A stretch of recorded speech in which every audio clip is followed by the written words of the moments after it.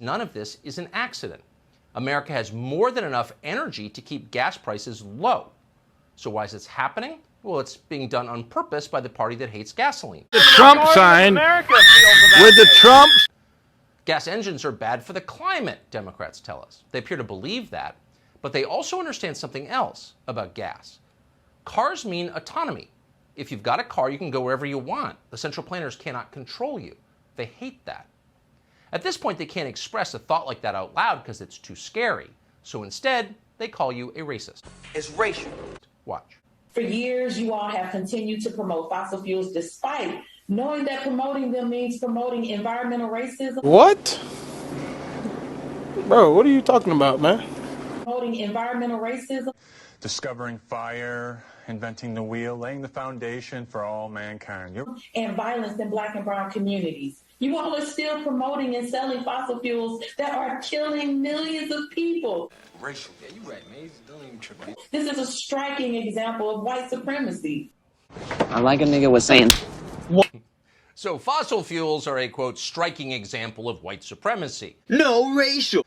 That's the latest thought bubble from prominent Democratic Party intellectual Congresswoman Cori Bush of St. Louis.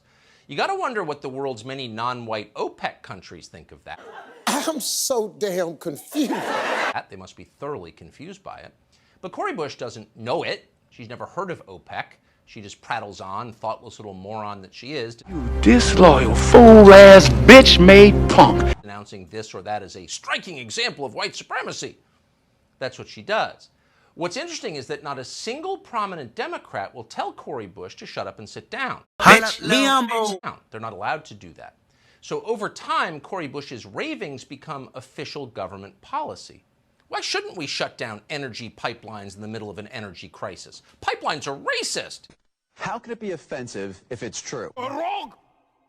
All of you are wrong. And having done that, which in fact they are now doing at this moment, why wouldn't we shut down the energy companies themselves? If energy is racist, so are the corporations that sell it. So burn it all down and make way for utopia. They're ignorant. That's ignorant. That's what they're concluding.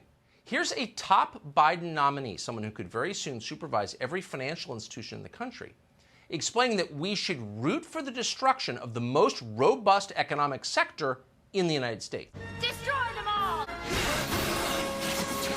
States. Watch. For certain troubled industries and firms that are in transitioning. And here what I'm thinking about is primarily coal industry and oil and gas industry. A lot of the smaller players in that industry are going to probably go bankrupt in short order. At least we want them to go bankrupt if we want to tackle climate change, right? Happy Pies. We should want them to go bankrupt, quote. Who's she talking about?